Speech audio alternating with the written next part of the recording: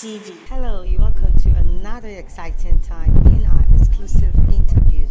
Remember, we're still in a governor election.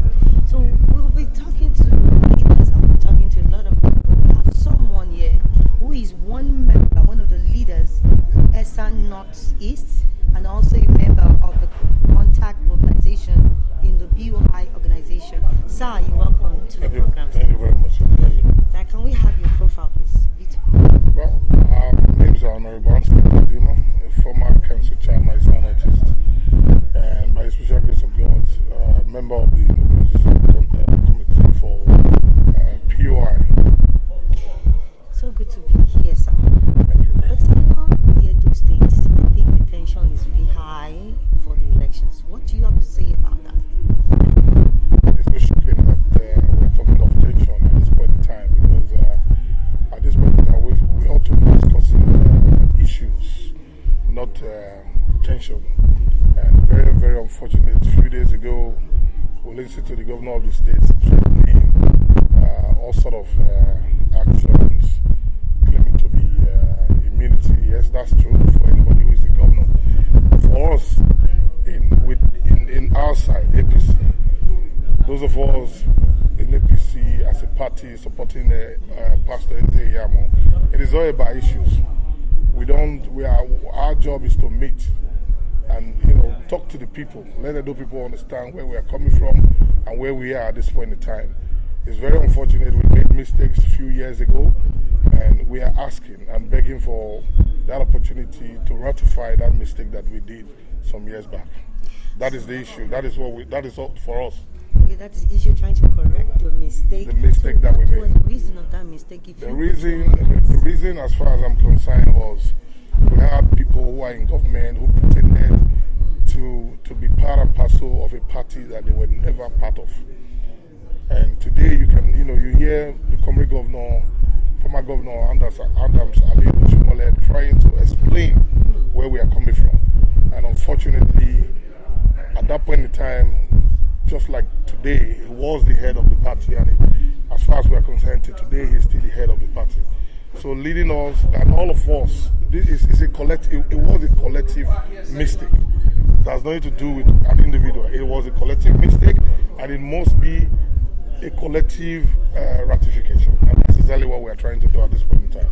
So we are asking the people of Edo State to listen. They have passed through this stubborn turbulence with us, but by special grace of God, we have an opportunity to make up for that mistake.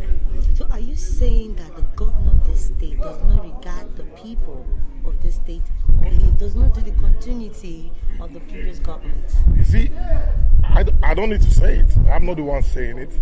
It's obvious that the governor and the entire Obasekis administration does not really regard the people of Edo State.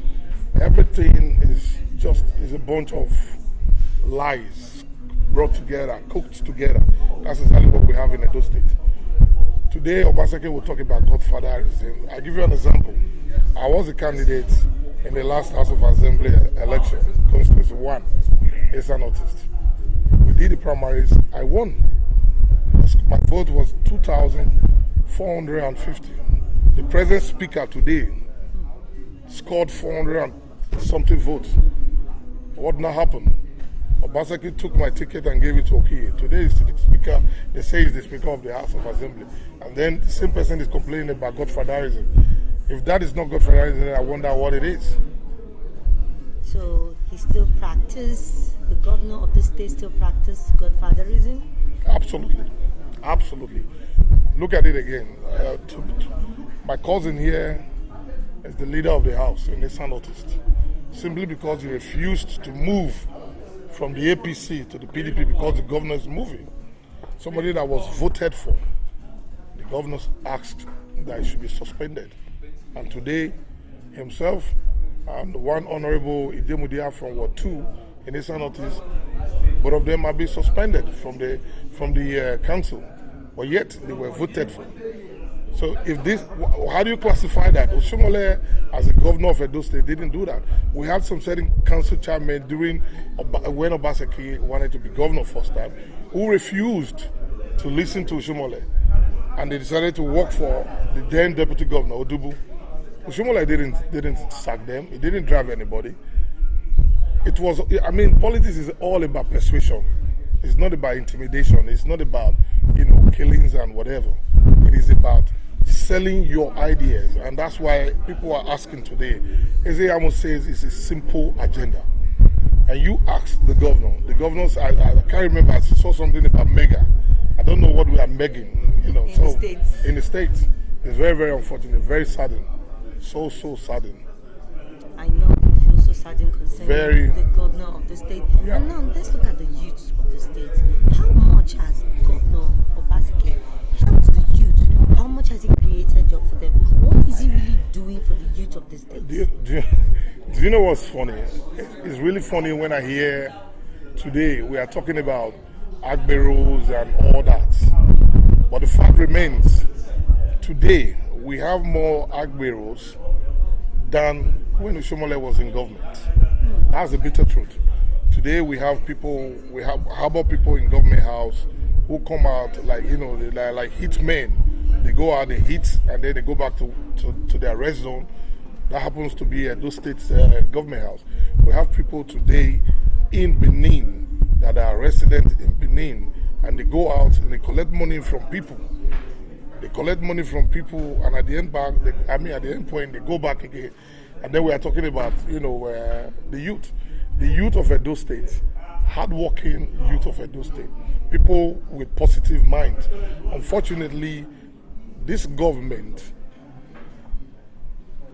should I say they don't know, the definition of youth, this government has not in any way empowered the youth of Edo State. They have not been able to carry the youth along. Today, I can go to my local government and beat my chest and say I was one time a local government chairman, because I'm not afraid to go to Uromi, I'm not afraid to move around, because the people that I helped at that point when I had the opportunity, today they see me and they cry, say, oh, you did well, you did this, and you did that. That you must make, there are a lot of mistakes that can come in.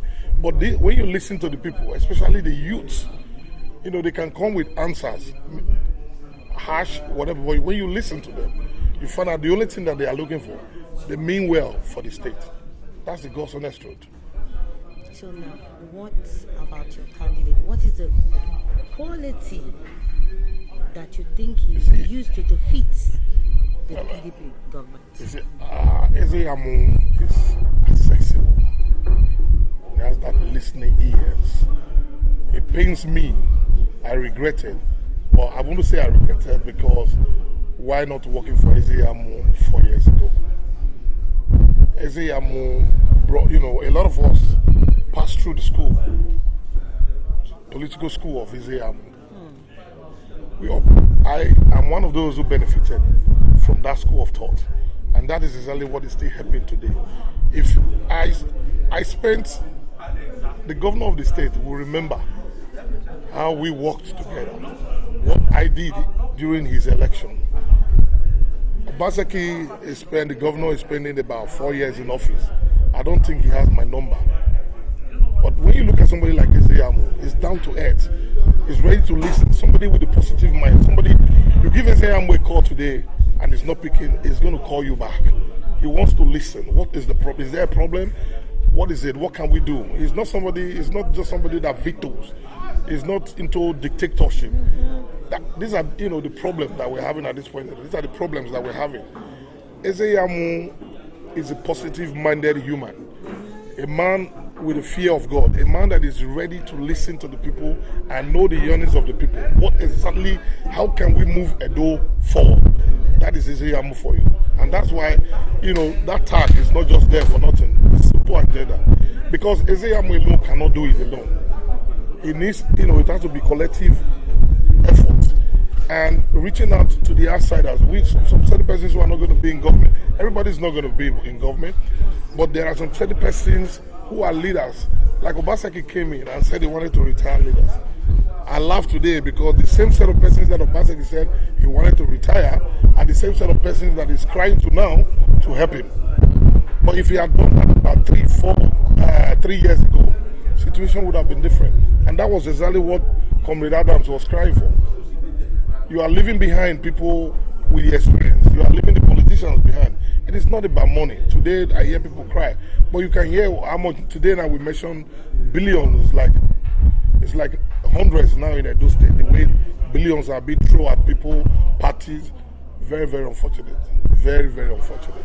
So now come the day of the election, what is your reward for the people as they go out to cast their votes? What should be at the back of their mind? I'm asking Edo people, I'm asking my APC brothers and sisters, I'm even asking my PDP brothers and sisters to let's go and vote based on issues.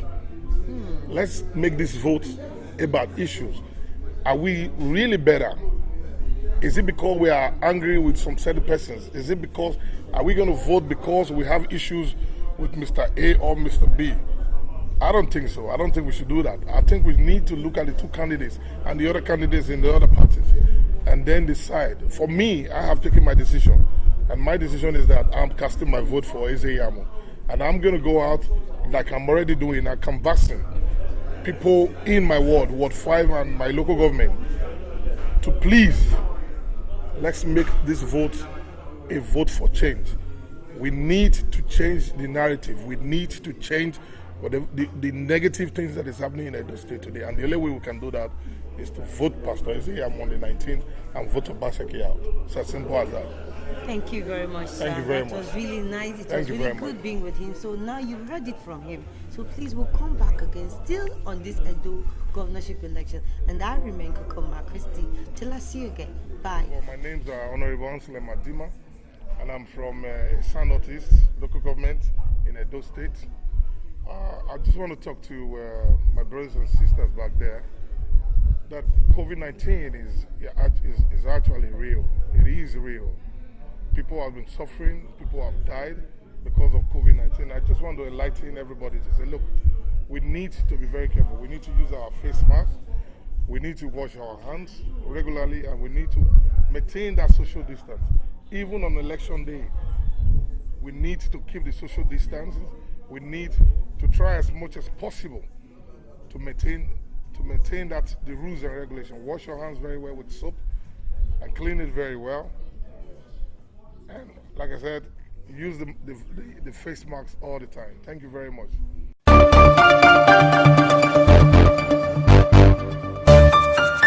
Kokoafricatv.